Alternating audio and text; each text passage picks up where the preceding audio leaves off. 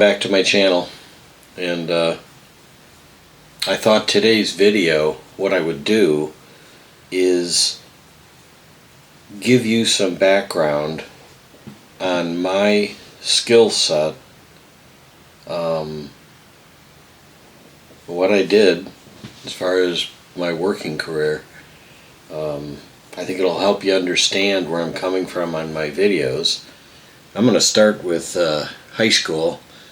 I graduated in 1973. As I stated before, I'm 70 years old.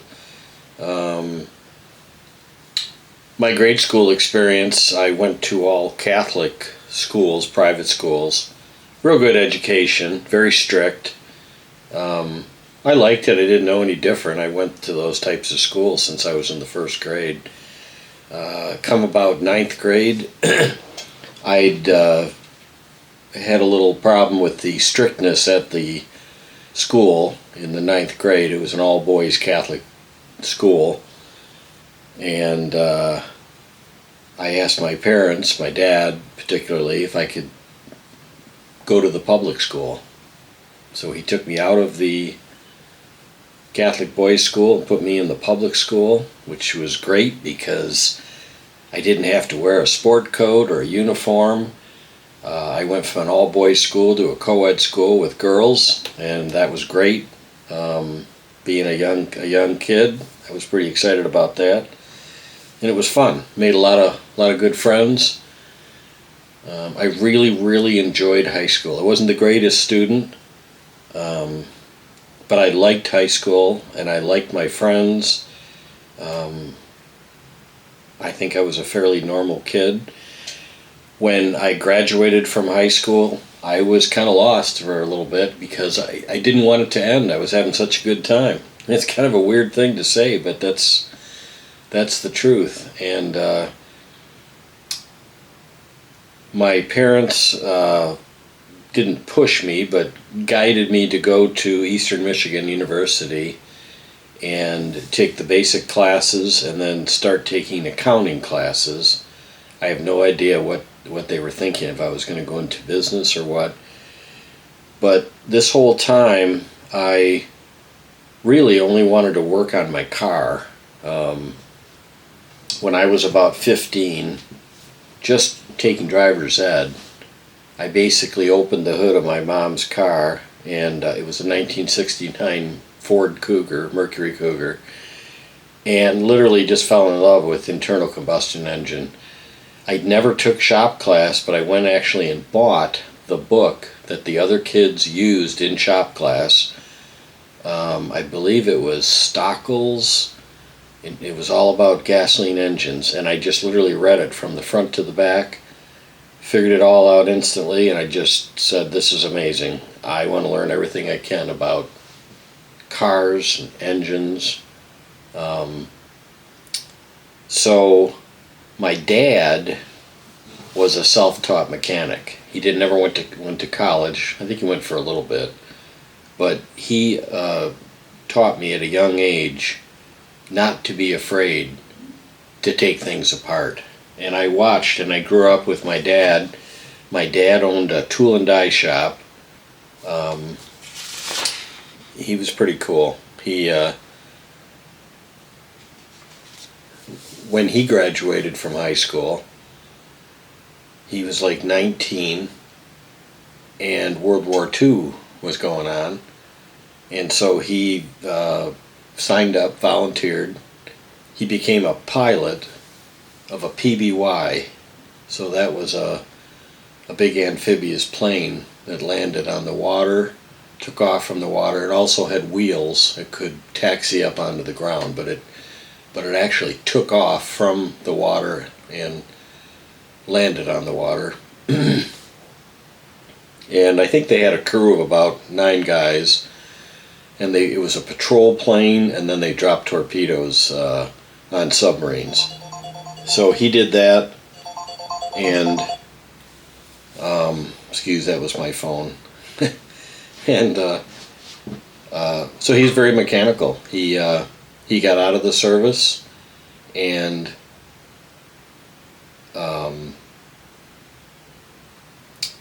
just started taking things apart. His dad was an attorney.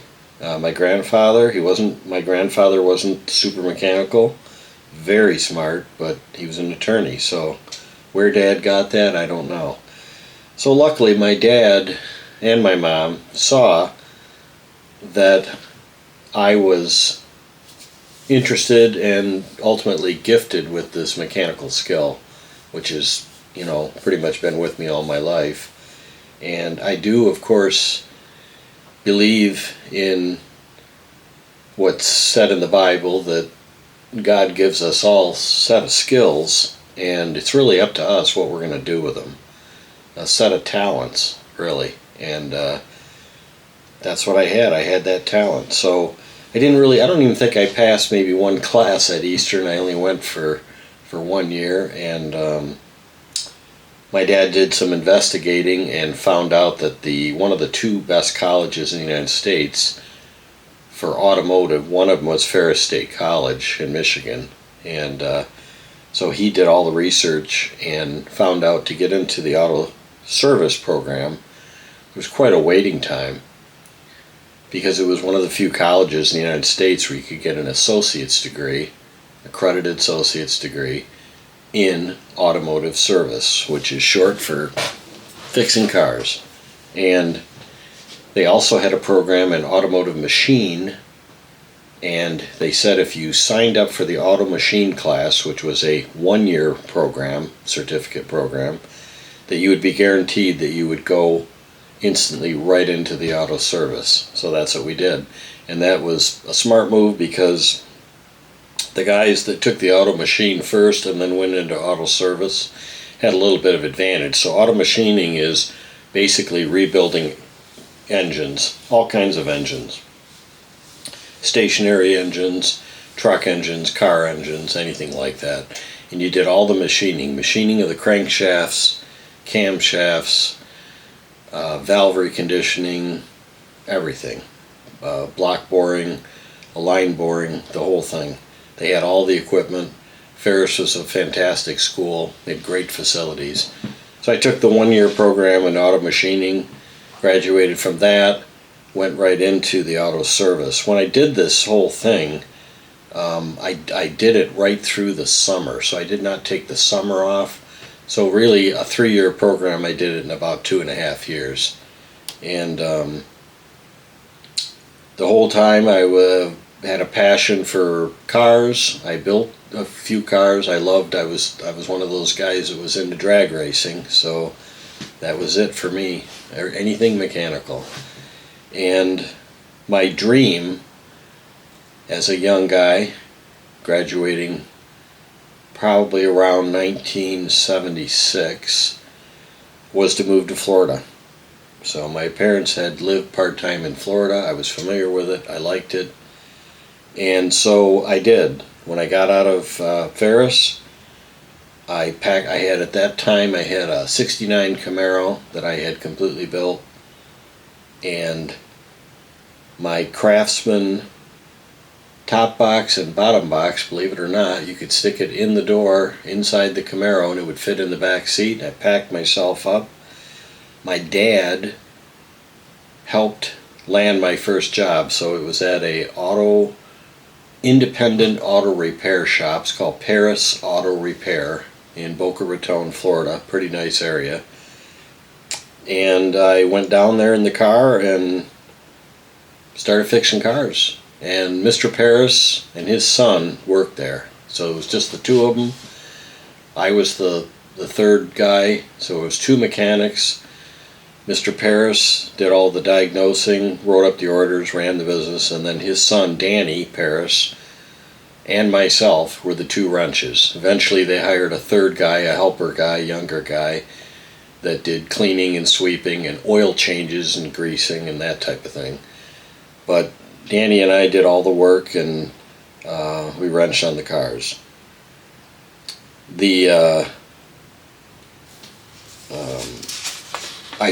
My wife and I went down to Florida recently, in the last, 3 or 4 years ago, for a wedding, and I tried to find these places where I worked at, but I couldn't. I eventually left Paris Auto Repair, went to a large gas station. Believe it or not, it was an Amoco station. Had 12 bays. It was huge. And it had another building in the back where they rebuilt stuff. And I was actually the head mechanic there. I was probably the only one that was formally trained. I was the only one with an associate's degree. And it's, it's not everything. I had all the formal training. Now I needed the hands-on.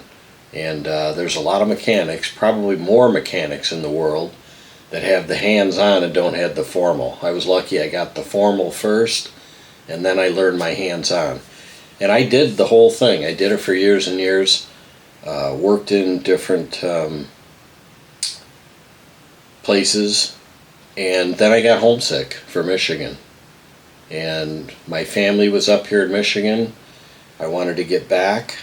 It was kind of like a lot of these people that are expats that move down to Mexico, and they say a lot of them after 2-3 years they want to get back to where they grew up. That's what I did. So I packed everything up again. Had a little girlfriend with me that I brought her along. Came back, moved in with a friend of mine that I knew from college. He lived in Waterford, and I went to work at car dealerships. I worked as a front-end alignment person at a Chevy dealer. I ran a auto parts store. I was a manager of an auto parts store for a while. When I was working on the front-end job, I accidentally dropped a car right on my hand, my finger, mangled it up, couldn't work as a mechanic for a while, so I went to a Pontiac dealership, worked as a service writer, and eventually the assistant service manager. And that was pretty good. Being a service manager is pretty interesting. Got a lot of unhappy people mad because their cars don't run right. And the dealership gig is the dealership gig. I didn't really like it. I really liked working just as a mechanic in my own bay with my tools, fixing stuff. But my hand was damaged. I needed some time to recoup. I didn't even think about workman's comp or anything. I just thought, how quickly can I get another job? So that's what I did. Then my dad, again, always being there for me, said, I think I can get you a job at the Ford Motor Experimental Garage down in Dearborn. And this is, a job that is very hard to find. It's a salary job. The benefits are crazy good. It's all experimental work. And he did. And again, I had a great advantage because, here I am with an associate's degree and then another degree from one of the best colleges in the United States, Ferris. So I hired in as long as I was a good worker, and I was. My dad taught me, and I worked in the Triple E building. I worked in Building 5, in Design Aid. These are all different areas over at Ford Motor Company. And then I went into the underground garage where there were about 60 mechanics. I went on the afternoon shift and I built certification vehicles. So a lot of people would look at this as a cake job. I did not. It was interesting. You do a lot of standing around. You wear a white shop coat. You're working on cars that are all brand new. You're building them from the frame up. It takes months and months to build one car. Cars that are going to be turned over to the federal government for testing. The pay is really good, but the downside is, for me, I wasn't married at the time, and it was 7 days a week, 12 hours a day.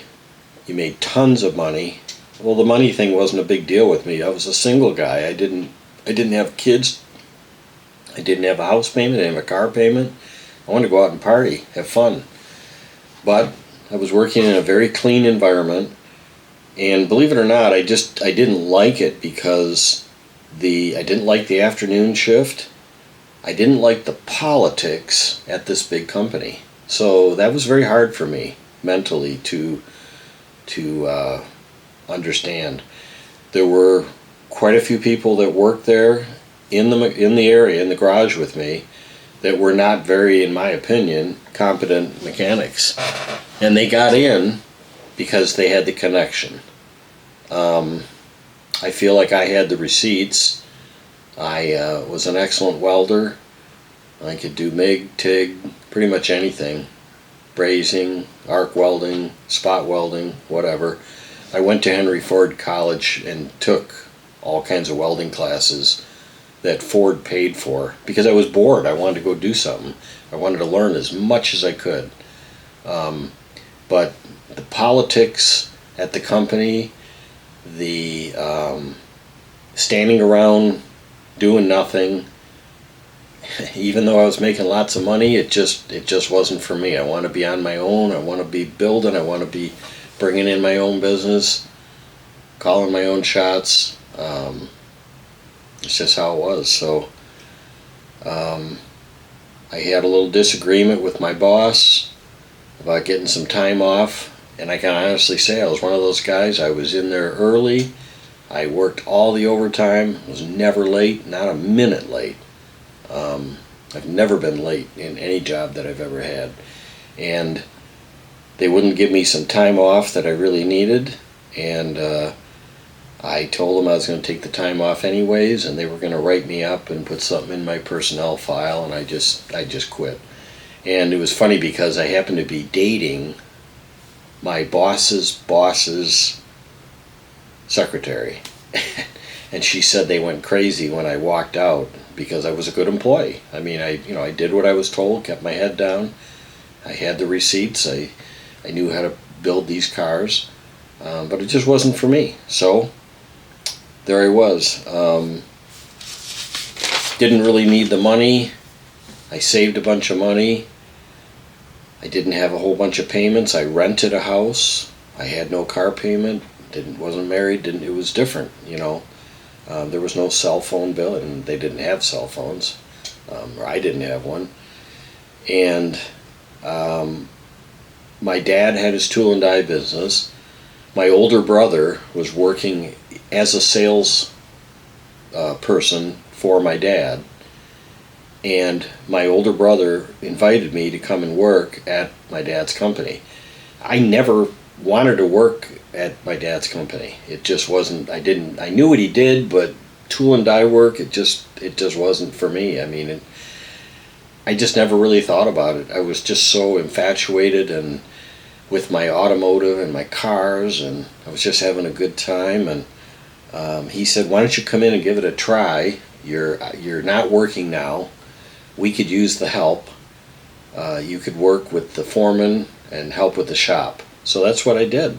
And what was interesting is that my dad knew me so well, and he wanted to make sure that I didn't think that I was going to be Mr. Big Man on campus because my dad owned the company. So he said, "You don't work for me right now. When you come in, you work for the secretary that runs the office." Her name was Mary. She was an amazing person. And he said, "You'll do what she says, and that you're going to start right at the bottom. You're going to do the time cards, and maybe, we'll see down the line if you can order some steel and things like that." So that's what I did. And it was pretty cool that my dad didn't give me a free ride. And I had to come in and wear, this is back in the day, a suit and tie. I mean, that's what we dressed as. Everybody did. And I don't even know if I owned any ties, maybe one. So this was really hard for me. I had to come in and do a whole different thing, put a suit and tie on, and then kind of interface with the shop. Immediately, I loved the shop. As a young kid, I had been exposed to the shop when I was just a toddler. My dad would take me down to the shop and just put me off into the shop and say, "I got to do some work, go play with the machinery." So I knew all the machinery and everything, and I was very mechanically inclined, but I'd never actually worked there. So now, you know, it was a whole different thing. I'm putting a suit and tie on. I'm the, as I called myself, the SOB, the son of the boss, my dad being the owner. The shop had about between 25 and 30 men that worked in the back, and they did prototype sheet metal stampings. Prototype, not production. So metal stampings. And I just thrived on that, running that shop. I started out by ordering the steel. I started running the jobs, reading the blueprints. All that stuff just came easy for me. And I didn't really want to do anything else, as far as I didn't really want to get into the sales part of it, but I just loved getting my hands dirty. And that was going great. I got married, met a girl, got married, had some kids, and then my older brother, who was not getting along with my dad for reasons, he quit and went and started his own company. And all of a sudden, it sort of got pushed onto me a little bit, because there was my dad and there was me, and I had to run the shop. My dad was getting older. He was nearing retirement, getting there. I was a young guy with a lot of new knowledge, and my dad started stepping down. So I had 2 kids. I had responsibility. I was getting older.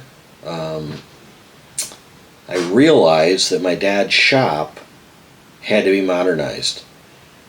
We switched from the inch system to the metric system, but then right away the automotive companies put stipulations on the prototype shops that they had to have certain technologies and certain types of equipment. Coordinate measuring machines, CMMs. They had to work with math data. They had to start machining their castings with the math data. They had to start checking it to the math data. All these things, and we were a shop that didn't have that technology. We didn't have that equipment. So I had to bring this equipment in. We didn't even have computers in our office. I had to go to my dad and say, "Dad, we got to put computers in." And he didn't want to do it. He resisted it at first. And I literally put my dad on notice that if he wasn't going to modernize his company, that I was going to quit. Imagine that. So I've got 2 kids. I'm working for my father. I'm running I thought it was a pretty good sized business. And I can see this vision. Now I'm just like, I got this fever, just like I had with the cars. This is great. I understood the business, but then I quickly understood this business needs to be modernized. We need to bring computers in. All of our accounting, our payroll, our estimating for the jobs, everything has to be done on the computers. And again, Dad was resisting it. I had to kind of give him an ultimatum, which was probably not the greatest thing to do, but I did. And said, "I'm going to go work somewhere else because we're going to hit a dead end here." And he said, "Let me go think about it and I'll let you know in the morning." That's how he did it. And I don't know if Dad prayed on it like I would do, or he just went home and contemplated and whatever. He came back the next morning and said, "All right, go buy your computers."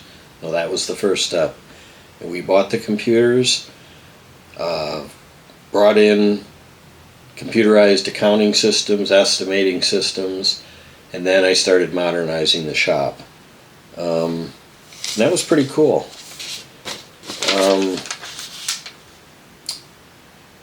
I wanted to modernize the whole setup of the business, and I was obviously getting older. And right about that time, I got divorced, and my kids were pretty young.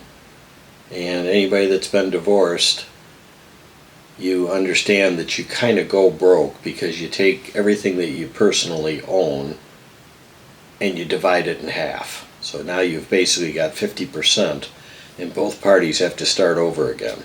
And that's what I did. And now I'm running a company, and right about the time when I got divorced, my dad passed away. My mom had passed years before, way back when I was in college. So both my parents are passed. I'm in my 30s, mid to late 30s, and I'm divorced. I'm basically personally broke, but I've got a company. So I've inherited this company from my father. The structure of the company was, when I found out that, the day that, or a few days after my dad passed, we had a funeral and that type of thing, the CPA that my dad hired, the outside CPA, came and said, guess what? We owe like $400,000 in taxes. I'm like, we don't have any of that money. How are we going to do that? He says, we'll have to make payments to the IRS. And I realized that, Dad had knew what he was doing mechanically, but, he had not kept up with, he made a lot of money when he was doing it. But as we got further down the line, like I said, this equipment, these CNC milling equipment, this computerized inspection equipment, all these things had to be put in place. So I started modernizing it and building up the workforce and trying to train the guys in the shop to work with the new technology, and realized that we were quickly outgrowing our facility physically. So we had 2 buildings at that point. I had slowly built up the number of employees. So we started out, when I first started there, maybe 25 employees. Well, we got up to 50, 60 employees, eventually 70 employees. So 70 employees, that's a lot of people. That's a big payroll. And these are people that are metal model makers. They're pulling down $100,000 a year minimum. And this is back in the 80s, so it's a lot of money. And came to the decision that we needed to completely move the whole building because I couldn't work out the terms with the landlord and build a new building. So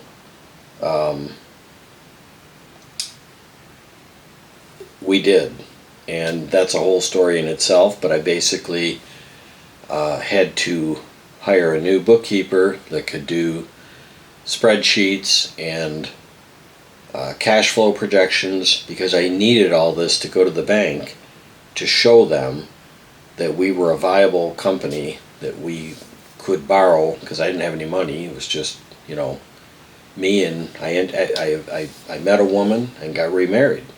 And it was just us in the bank, and we didn't have much, but we had a business that was going, but it was outdated, in a leased building, that the ceiling was too low, the electrical was not big enough, we just didn't have enough physical space, and I figured we got to go for broke, so we did. And it was quite a fight. I went to the bank. They turned us down the first time. I went back and convinced them.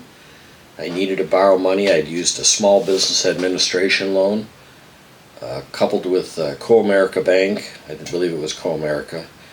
And we borrowed, I think it was around, back at the time, almost $4 million, and bought some land, built a building, moved everything, and through a series of events, we ended up going out of business. I lost everything again. So this is number 2. So the first time I did it, I got divorced.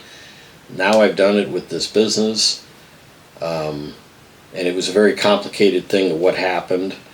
And I learned so much from that. I remember my wife, Laura, looked at me and said, "This is the best thing that has ever happened to you. You wait and see." My wife as long as I've known her, we've been married for almost 30 years. She's a visionary. She has a talent for being able to see that. I don't know what it is. She can meet people and say, this person's a good person, this person is not. And she's spot on. She has a talent for that. She looked at me and she knew that when the business grew and got bigger and I got away from being in the shop with my hands with the tools, I was not happy. And I didn't like dealing with the bank, and I didn't like negotiating the union contract with the workers and all the personalities and the people problems. And I didn't really like the sales. I loved the shop. I loved working on the machinery, going out, looking at the blueprints, designing the tools, because that's the gift that I had. And so now I'm going to be able to start over again, but I'm like, I don't know, late 30s. So I had 2 kids, and my new wife got pregnant, and I had another one. I had a third one, another gift from God. So I've got 3 kids. I have a son, 2 daughters, and I have to start a whole new career. And I did. I had to think of something quickly that would bring me fairly good money, something I thought I could do. And so I decided to become a real estate agent. And I'll tell you right now, that was not my dream, to be a real estate agent. But if you're a good realtor, you make good money, and that's what I did. I hooked up with a local real estate company. I went to work for a guy named John Burt Real Estate in Oxford, Michigan, and this guy mentored me. He's a nice guy. I was thinking about giving him a call. He took me under his wing, like he did with a lot of his agents. A talented realtor, an honest, a good person. And he told me, he said, get as much training as you can. I want you to go through this real estate boot camp. If you don't have the money, I'll loan you the money. Get every certification you can. I did. I was what's called a CRS. I was a GRI. I was an ABR. I went through what's called the Floyd Wickman Sweat Hogs training. It was like boot camp like you've never seen it before. And I did really good. I was making more money selling real estate, just residential real estate, than I was when I was working at running my dad's tool and die company. So it was wild. And I had to, like I said, I started from ground zero with nothing. So when I lost the business, I had nothing. I had a house that I bought with a house payment, 3 kids, and I think the deal the bank made when they took the business over was they said they'd pay for my health insurance for 6 months, and I think I now remember, maybe it was 6 months worth of salary, and that was it. I had nothing. It was crazy. And it taught me that, and what I learned in this real estate boot camp, but it was a life lesson. Adversity builds success, and I've said that over and over again all my life. When your back is against the wall, you're going to do your best. Why? Because you have to. And I wanted to provide for my family. I had a full support from my wife. Without her, I couldn't have done this. And like I said, I didn't want to become a real estate agent. Being a real estate agent, if you've never been a real estate agent, it's something else. There's a lot of drama involved. You're direct sales. You're like a doctor. You're open 24/7. If you can handle that, then you can do it. There's a lot of successful realtors. I did really good. I worked at 3 different places. I was not the top agent at most of these places, but I was at the top. I was one of the top 1 or 2. At a few of them, I worked at Caldwell Banker, and then eventually I got recruited to work for RE/MAX. RE/MAX is a great company. I had one of the brokers call me from a local, pretty good-sized RE/MAX, and ran over some numbers and said, John, you're making really good money, and I can put more money in your pocket, and I can make good money off your sales. Come and work for me, and I did. And so I did the real estate for about really hitting it hard for about 16 years. When 2008 came, as you know, we had a huge recession.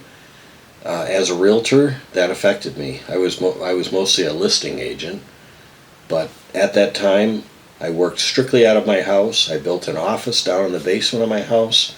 I hired a woman to come in and help me, Desiree. She did great. I hired another guy named Steve. He actually became a buyer's agent. My wife did all the feedback on the showings, and I hit the road.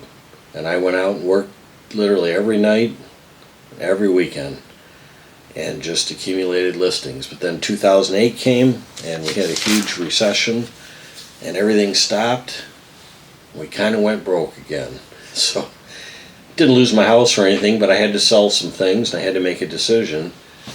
I had to get rid of some of my investments. I had to sell my prized fishing boat that I had bought and paid for and saved and scrimped, and it was my life dream, but I had to make a decision right then. Was I going to keep my house because I had my family, or was I going to keep my toys? And of course the toys went instantly. I had a nice piece of vacant land that I bought as an investment. We were going to develop it, build a house on it. That had to go. Everything had to go except my home. And I was able to keep my home. And, at that time, there was no real estate sales for a few years. It was extremely hard. I sold houses for the bank, and one of my very first clients that I ever got a listing from, I was a brand new real estate agent, happened to be the president of a large credit union. Can you believe that? And he called me out of the blue. See, this is God working. And you don't realize how he was there protecting me so much. And here this guy calls me and says, John, we've got all these houses in foreclosure. What are we going to do? This was in Pontiac, Michigan. And can you help us? And I'm like, yeah.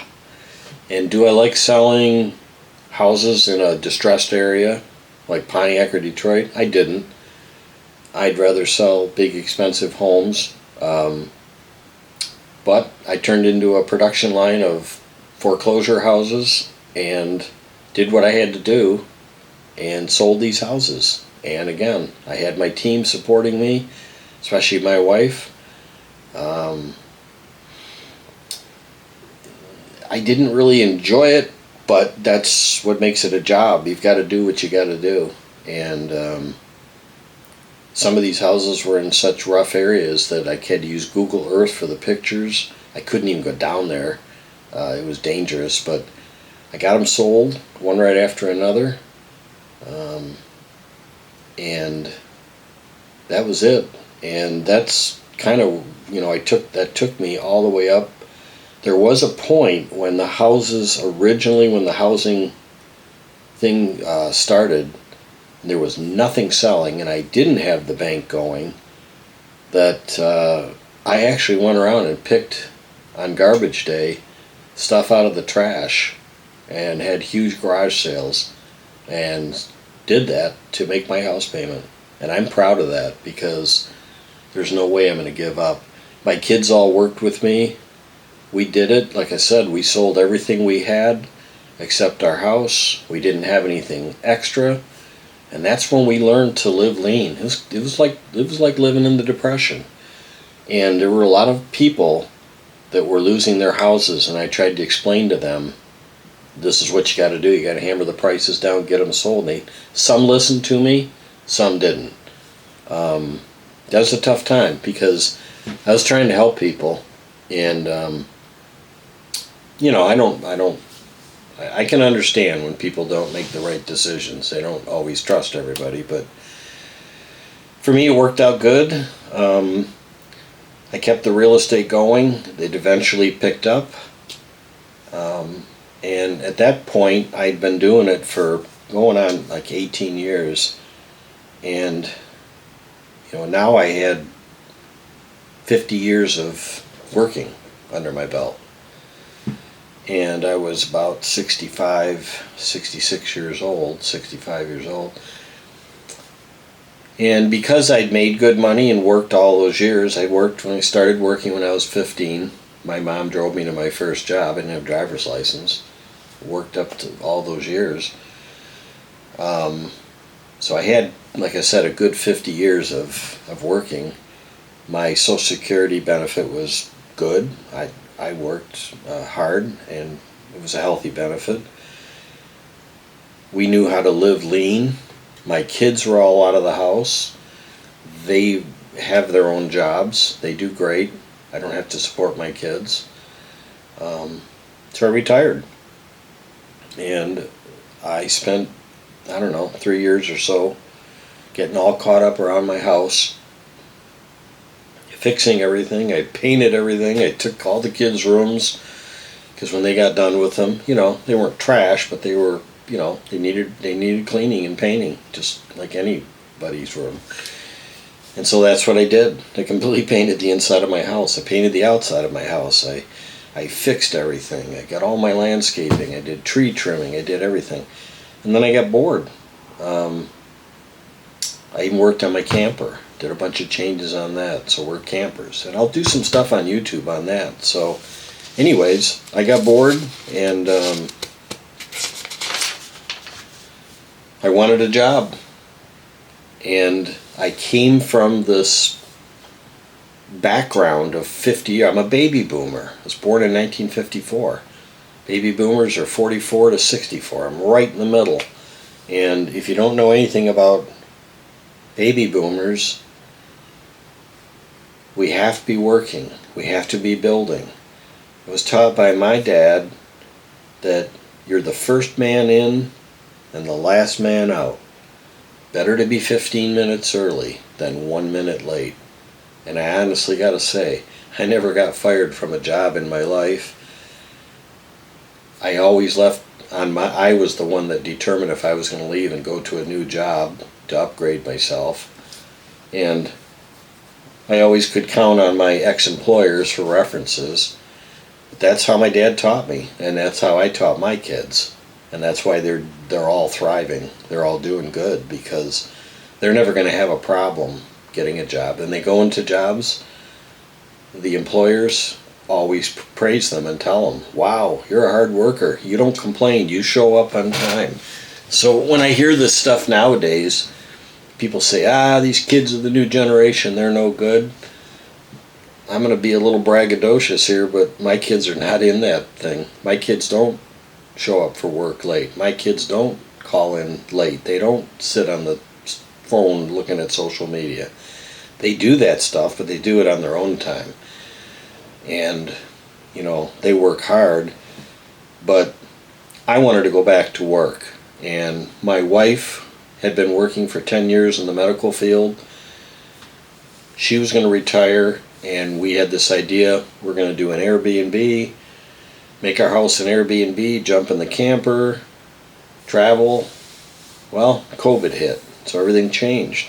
So when that was done, kind of changed my plans. I didn't want to rent my house out and have my beautiful home that I'd restored to be destroyed by renters. And I wanted to get a job, both to pick up some extra money and be busy and have that feeling back of doing stuff and being on a schedule and building stuff and working. I like working. And I realized real quick that nobody wanted me because I was over 50 years old. That's a reality in the United States. I was overqualified for most jobs. I saw jobs that didn't even require a college degree, and I had the perfect training at different places. I tried to get a job over at the Chrysler Tech Center and things like that. And then I found out the reality is that when you're over 50, and of course I disagree with that, I think it's wrong. These companies are complaining that these younger people don't have good work habits. In my opinion, what they should do is they should hire baby boomers like me and stick them with the younger kids, and we'll show them how to work. And the younger kids can show us the new technology, I found out real quickly that if you're over 50 years old, it's hard to get a job in America. And I was shocked. I mean, I had people tell me right out, just look at me and say, sorry, we're looking for the younger crowd. And I'm like, really? You don't even know what I'm about. I'll be your best employee. You can give me the keys to the building. I'll come in and open up early and make coffee on my own time and have everything ready. I'll never be late. You need overtime, you need the weekends. You need someone that's multifaceted that can do anything. You ask me to sweep the floor or clean the bathroom. I have no problem with that as long as I'm getting paid to do it. But to not even be given the chance or spoken to about it or really taken seriously was a shock. So it is what it is, and I practice stoicism. I'm not going to worry about something that I probably can't change. So I just, decided to take a different tack, and I said, well, maybe I'll start my own business. I'll keep trying to get a job somewhere else. And, but I was mad, I was hurt. Very disappointed. It was very demeaning to me. I just couldn't believe it. And again, I guarantee you, I talked to a lot of people. I had my son-in-law who does work at Chrysler. It's Stellantis now, but it's Chrysler. And he said he helped me with my resume, and I did it with all the keywords and all the magical stuff. But again, it was so obvious to me that it was an age thing. And a lot of people would say, why don't you just relax? You're, upper 60s, almost 70 years old. That's not what I wanted to do. I wanted to keep working. I've got my health. I feel good. My brain's working. My eyesight's good. I don't take medications. I want to do stuff. So this was a shock for me. And my wife had talked about becoming a bus driver. She has a few relatives that were bus drivers for 20, 25 years. And she looked at me, and I told you my wife's got this sixth sense about things. She knows people, she knows me really well. And she said, hey honey, why don't you think about being a bus driver? And I thought about it for a minute, and I thought, well, I love driving. I love driving trucks and trailers and farm equipment and just about anything that's motorized I can drive. And we happen to live in a rural area that has an extremely good school district, and it's a real nice area. I'm going to call it a sort of a farming area, mid-Michigan. And she said, you should look into it. So I said, well, the only way I'm going to do it is I'm only going to do it if I can work in the school district where we live, which is where my son went to school, because we kind of moved in this area because of the school, because we wanted our kids in the good schools. That was priority. And it was pretty interesting. The place where you apply, it's really what's called METS, the Michigan Educational Transportation System. And I just sent them an email and said I can pass any kind of background check or drug test or whatever. These are my qualifications. My son went to school here. I live in the school district. I live just very close to the school. My driving record's perfect, and I want to be a bus driver. I got a call and met with the director of transportation, third generation bus driver, and I got hired. They said, yeah, this bus driving thing used to be a mom job, they called it, but now it's a mom job and a retiree job. So I did the bus driver thing, and that's what I'm doing right now. I've been going on 3 years now driving. It's nothing like you would think. It's probably next to when I first started running my dad's shop and the high that I got off that, this is probably one of the best jobs that I've ever had in my life. It's so rewarding at this age. I work with it. You have to do a lot to be a bus driver.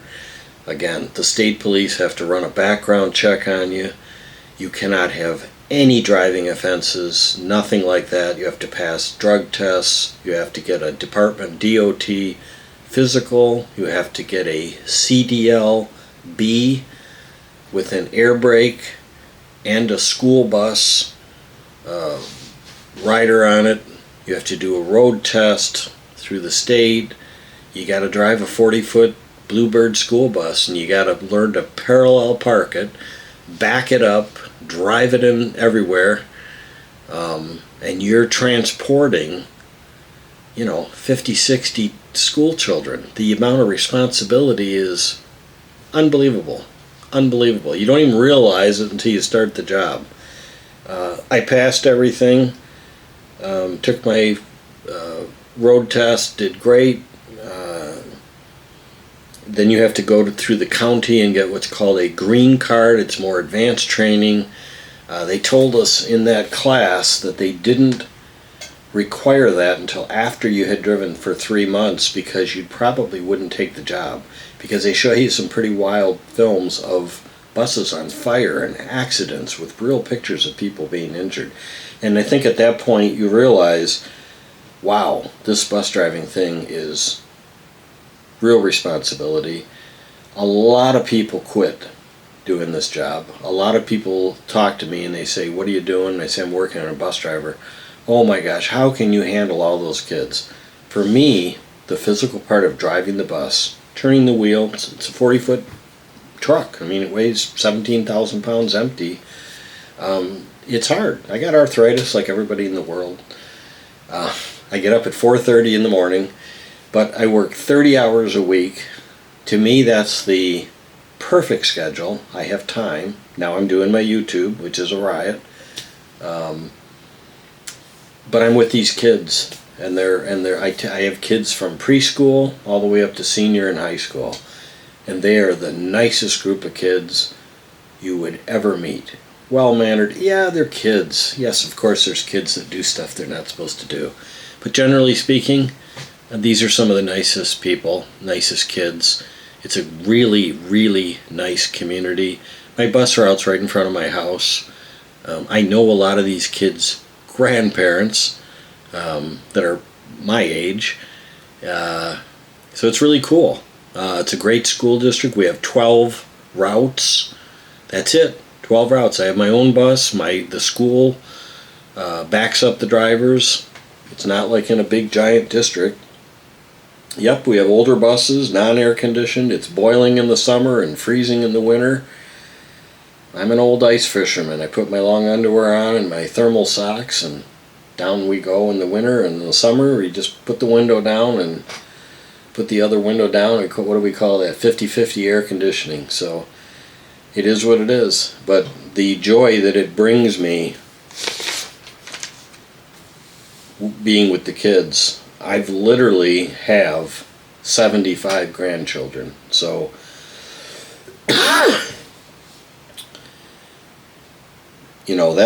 that's where I'm coming from right now.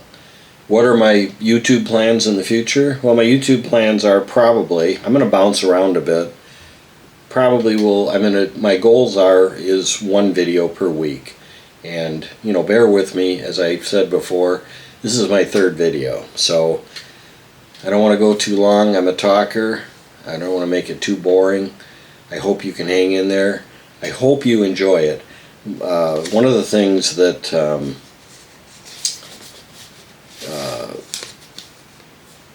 I want to do is bounce around with different things that I do, because I do the bus driving, but then I also have stuff around my house that I do that's fun. My wife and I are avid gardeners. We like to work in our yard. We live on 5 acres, which is the perfect size for us. We're trying to become more independent as far as growing our own vegetables and things like that, which is fun because I love gardening. My parents were gardeners. My wife's parents were gardeners and farmers, so that's really cool. And I have a lot of hobbies. I mentioned before I'm a ham radio operator. I've been doing that for many, many years. That is a really fun thing. I don't even do it right now because I'm so busy. Between driving the bus, YouTube, life, I got stuff going. I like to do metal detecting now. That's a riot. I like hobbies. My wife and I are trying to, excuse me, live very clean. In other words, we try to eat very, very clean. My theory is, again, that the key to your health is to avoid unclean food. In other words, we try to grow our own food, buy organic, avoid any type of preservatives, gut health. I don't eat sugar. I don't drink alcohol, very rarely. Obviously, we don't do drugs. I like to have a good time. I'm looking forward. I've got a karaoke machine I got hooked up in my barn. I got to get the internet fixed. I bought a new router. I'm going to get that set up. We have an open house on New Year's. Hey, maybe I'll film. It's kind of fun. Really enjoy the karaoke. It's kind of cool. I have a complete workshop out there with all my tools. I am going to do a brake job on one of the cars over Christmas. I have my little mini fleet, as I said in the previous video. I do the work out there myself. What I can. I can't do everything. I'm 70 years old. I don't have a hoist. But yeah, I enjoy that. So we're going to bounce around a little bit, and I'd love it if you guys would comment. You're not going to hurt my feelings, so if I'm not giving you what you want, let me know. Put in the comments. I had one person say, show us how the ham radio works. I will do that. I'm going to have to make an outline so I can explain it, because I can just do it and sit down and do it. So, in conclusion, my goals with this channel, number one, I want to be able to help people in some way. If it's sharing information that I have, that's what I want to do. And it can be anything from, as one viewer said, show us how the ham radio works. Yep.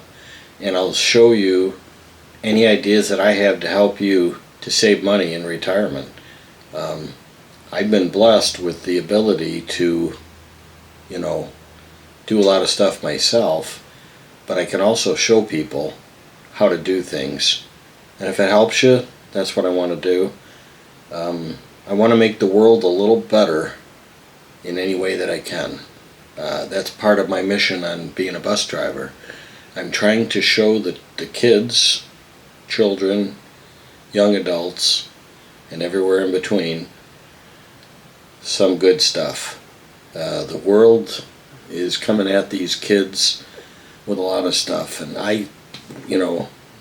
whether you realize it or not, the amount of time that a bus driver spends with the kids, we're going to have an influence on them. So for me, that's everything, to try to be there for these kids. And I'm going to get into some of the bus driver stuff. It's crazy good. It's really cool. If you get into it, there's different types of bus drivers, but I'm having a lot of fun doing it. And I love the tech part of YouTube. That's cool. The camera equipment, all that stuff. That's everything I like. And I like being alive at 70 years old. So I want to live to be 100. Thanks so much for watching my channel. I guarantee you I'm going to get better at each and every one that I do. I hope I've sparked your interest in some way. Again, subscribe, send me comments, give me feedback. Constructive criticism is great. I don't mind it. Let me know if you enjoyed the video. If you subscribe, I'll take that as a compliment. And I'm going to be working on the next video. I got quite a few of them piled up in my head now, so as I get more organized and I do this, it's going to be faster and faster as far as the editing and stuff. And smash the like button. So have a great day, and I'll see you on the next one. Okay. Well, this is going to be my third. Oh, geez. What was I going to say? I can't remember. All right. So this is going to be my third YouTube. I was going to say YouTube University. I'm looking at some notes here. YouTube video. I can't believe I did that. Okay, let me try it again.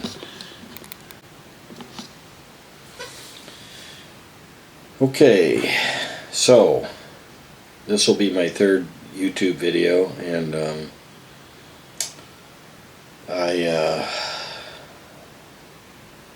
what was I going to do? Let's see here.